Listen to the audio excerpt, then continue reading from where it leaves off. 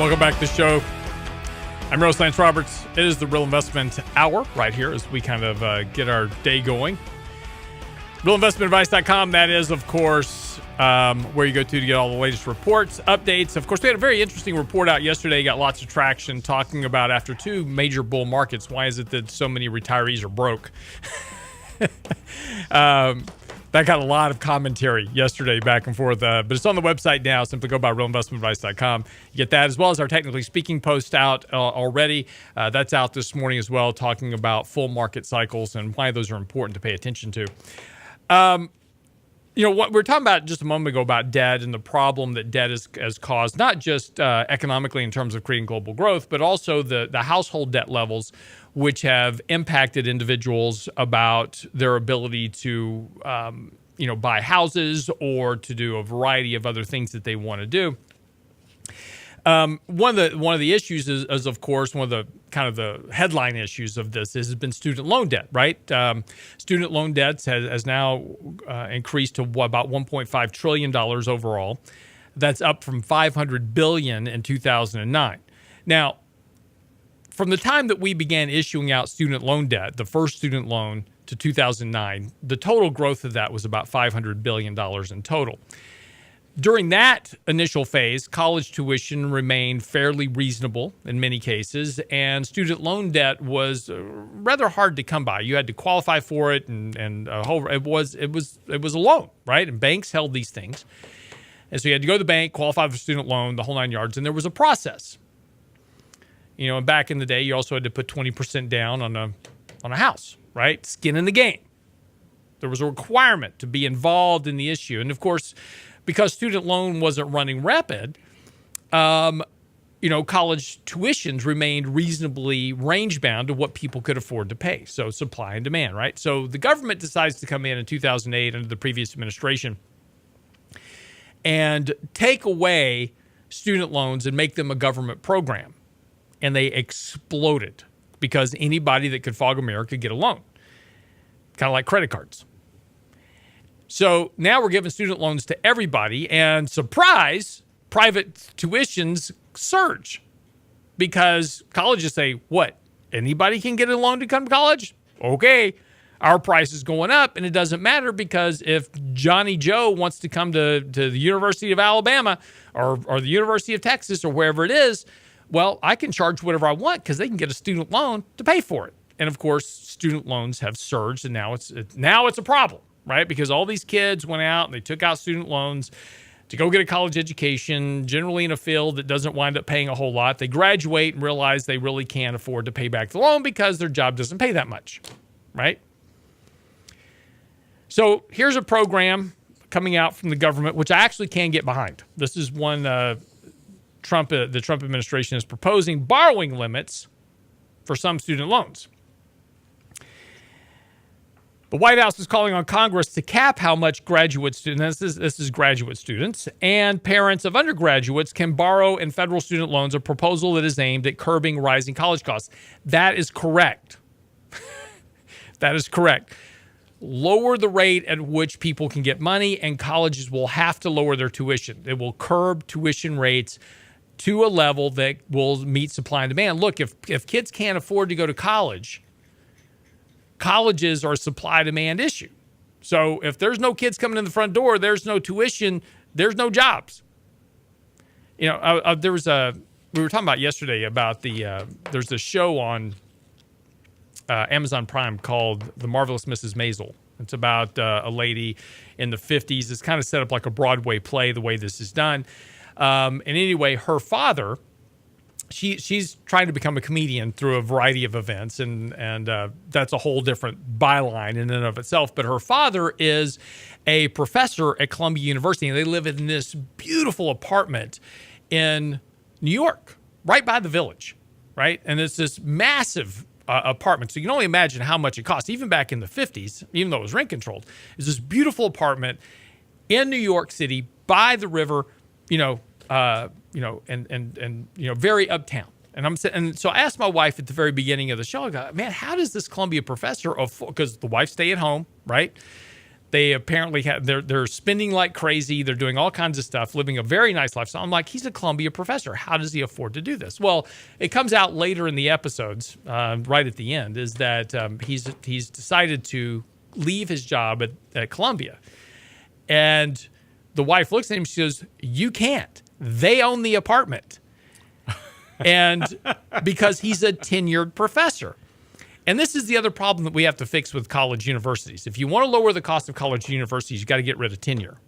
Tenure says that basically once a professor is tenured, they get paid, period. They can get fired. They can be involved in a sex scandal. It doesn't matter. They still have to get paid, right?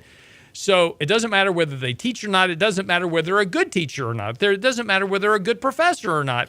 They still get paid because they're tenured and they cannot be fired, right? So this is a government job. Can't fire a government employee. No, see, that's another problem you need to fix, but that's a whole different byline to this. But lowering the cost of tuition is something that needs to be done. Also, limiting the amount of debt that individuals can go into to get a college education is incredibly important for their ability to, graduate college, get a job, and move on with their life, right? So what this means for a lot of individuals is, I'm sorry to tell you, but since you're only taking 12 hours a semester at college anyway, and most of those are in studies that somehow revolve around social justice, becoming a social justice warrior, you have time to work a job to pay for part of your college.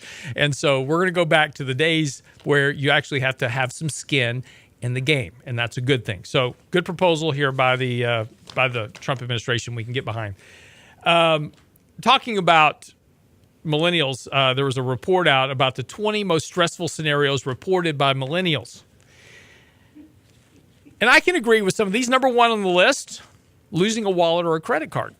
Yeah, it's very stressful. If I lost, had my credit card stolen the other day, and it's very stressful, right? You don't know what's happening to your identity, and you got to go fix all that. But that's stressful. But falling into the top 20 categories, top 20 scenarios reported by millennials as being the most stressful: arguing with a partner, commute and traffic delays, hate being stuck in traffic, losing their phone, very stressful, arriving late to work. I'm not sure that applies to all millennials. I'm not sure that's valid. We have a few in our office. Getting them to work on time is a challenge. That's stressful for us. Or at all. Or at all. Slow Wi-Fi, major stressor. If you have slow Wi-Fi, that's a bummer. Word. Phone battery dying, forgetting passwords, forgetting their phone charger. Are you getting a sense of the tie here? Yeah. Between stress and lifestyle? A lot of it's self-inflicted. Yes. Job interviews, extremely stressful. Okay. Phone screen breaking. Choosing what to wear. What? Yes, choosing what to wear falls into the top 20 most stressful. This is why Einstein was brilliant. He wore the same thing every day. Yeah. Just had multiples of the same outfit. And didn't use a comb. Because he didn't have to make it. He doesn't spend time thinking about what to wear. He just wore the same thing every day. Works very well. Washing dishes. Even though... Are you serious? Yes, because apparently loading them into a dishwasher is stressful. And yes, I can vouch that is very stressful on my children. Apparently is much easier just to throw all the dishes in the sink so that I and my wife can wash them. Aha. So this is one of our challenges at home, which involves putting your dishes in the dishwasher before you get the password to the Wi-Fi. Works very well, mind you. We had a dishwasher when I was growing up. It was me. Is that actually? Yes. And my younger brothers and sister. We had Manuel. Yes. Manuel labor. Yes. Manuel labor. Job security, school loan payments, as we just talked about. Check engine light coming on ranks right up there. Well, that'll trigger me. Yeah. Like, oh, man. Yeah. So they're losing and misplacing keys. But you know what? The idiot light on the dashboards, that was the beginning. Because back in the day, when we had gauges that would tell you what was going on, analog information. Yeah, there's the digital thing is all fine and good to a point. Yeah. But there is a value in analog gauges. Just saying. Get an analog gauge to tell you how fast your Wi-Fi is going. There you go. the oil pressure gauge and the engine temperature gauge. Very important. That's vital stuff. I don't want an orange light. But you say that. But my mother ran out of gas because she was convinced that when the orange light came on that says you're out of gas, that you still had plenty to go. So, well, there is the story of the woman who ran out of gas because the orange light never came on and had to be told, your car doesn't have an orange light. It's got a gauge. And when the gauge points at E, voila. You're pretty much on the empty side. There you go. Get daily investment news you can use, delivered at the speed of the internet. Sign up for Lance's newsletter now at LanceRobertsShow.com.